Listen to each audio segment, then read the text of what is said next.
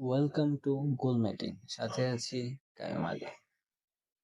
আজকের টিউটোরিয়ালে আমরা শিখব কিভাবে কিউব থেকে আমরা একটা নর্মাল চেয়ার বানাবো। তো চলুন আমরা প্রবেশ করি 3D ওয়ার্ল্ডে। এটা হচ্ছে আমাদের প্রিজমা 3D এর মডেলিং ইন্টারফেস। এই কর্নারে ট্যাপ করে আমরা একটা কিউব নিয়ে নিব আমাদের মডেলিং এর জন্য। এখানে আমরা আমাদের কাঙ্ক্ষিত কিউবটি পেয়ে গেছি। আমরা এটাকে দিয়ে এখন এডিট শুরু করব।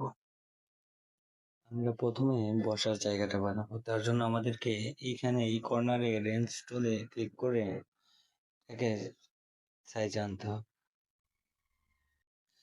এইভাবে ড্র্যাগ করে এটাকে সাইজে আনবো আমরা। এখন এটা বসার জন্য সাইজ হয়ে গেছে। আমরা এখন চেয়ারের 4টা পা বানাবো, তার জন্য আমাদেরকে সেকেন্ড যে টুলটা আছে এজ টুল, এইখানে ক্লিক করতে হবে। এখানে ক্লিক করলে আমরা এই সাইডে দেখুন আমরা আরো 3টা টুলস পাবো। একটা হচ্ছে স্ট্রোক টুল আর দুটো হচ্ছে কাটিং টুল। ওকে, এখন চেয়ারের পা বানানোর জন্য আমাদেরকে প্রথমে কাটিং করে নিতে হবে। আমরা এর জন্য সেকেন্ড যে কাটিং টুলটা আছে রাউন্ড কাটিং টুল, সেখানে ক্লিক করতে হবে। সেখানে ক্লিক করে আমরা কাটিং করে নিব। ঠিক এইভাবে আপনারা দেখুন। আপনারা আরো একটা জিনিস খেয়াল করবেন, আমরা যে টুলসটা সিলেক্ট করব সেটার উপরে অরেঞ্জ কালারের দাগ দেখা যাবে। যখন এই দাগটা থাকবে তখনই আমরা বুঝবো যে আমাদের সিলেক্ট করা হয়েছে, তখনই আমাদের কাটিং টুলটা কাজ করবে।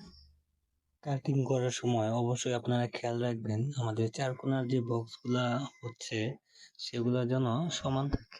আমাদের কাটিং করা হয়ে গেলে আমরা চার কোণার যে বক্সগুলো আছে সেগুলোকে চাপ দিয়ে ধরে রেখে একসাথে 4টা বক্সই সিলেক্ট করে নেব। সিলেক্ট হয়ে গেলে আমরা এই স্ট্রোক টুলসে ক্লিক করে নিচের দিকে ড্র্যাগ করে আমরা 4টি পা বানিয়ে নিব।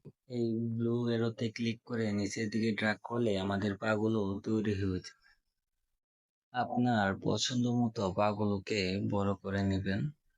ওকে, আমাদের পাগুলো তৈরি হয়ে গেছে। এখন আমরা উপরের যে ব্যাক সাপোর্টটা আছে সেটা বানাবো। সেটা বানানোর জন্য আমাদেরকে উপর থেকে দুটো বক্স সিলেক্ট করতে হবে। সিলেক্ট করে আবারও আমাদেরকে স্ট্রোক টুলে ক্লিক করতে হবে। ক্লিক করে ব্লু অ্যারোতে ক্লিক করে উপরের দিকে ড্র্যাগ করতে হবে। ব্যাক সাপোর্টটা আপনি যতটুকু লম্বা চান আপনার পছন্দ মতো ততটুকু লম্বা করে ড্র্যাগ করবেন।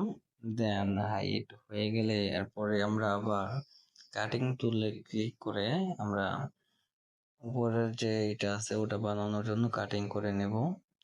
তারপর সাইড থেকে বক্সটাকে সিলেক্ট করে স্ট্রোক টুলে ক্লিক করে আবার আমরা সাইডের ব্লু অ্যারোতে ক্লিক করে সাইডে টান দেব।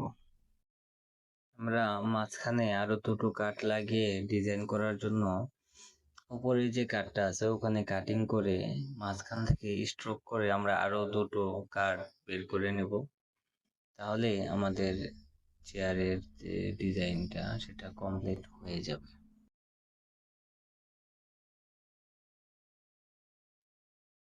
ফাইনালি আমাদের কাঙ্ক্ষিত চেয়ারটি আমরা তৈরি করে ফেলেছি। আমরা এখন আমাদের এই 3D মডেলটাকে এক্সপোর্ট করব। এক্সপোর্ট করার জন্য আমাদেরকে প্রথমে মেনু বাটনে ক্লিক করে এই 3D এক্সপোর্ট বাটনে ক্লিক করতে হবে। তারপর এখানে আমাদেরকে নাম দিতে বলবে, আমরা এখানে নাম দিয়ে দিব চেয়ার। নাম দেওয়া হয়ে গেলে আমরা আবার 3D এক্সপোর্টে ক্লিক করলে সেভ অপশন আসবে। সেভ অপশন আসার পর সেভে ট্যাপ করলে আমাদের প্রজেক্টটা সেভ হয়ে যাবে। আজ এই পর্যন্তই। যা যা শিখলাম আপনারা অবশ্যই নিজেরা প্র্যাকটিস করবেন। দেখা হবে পরের পার্টে। খোদা হাফেজ।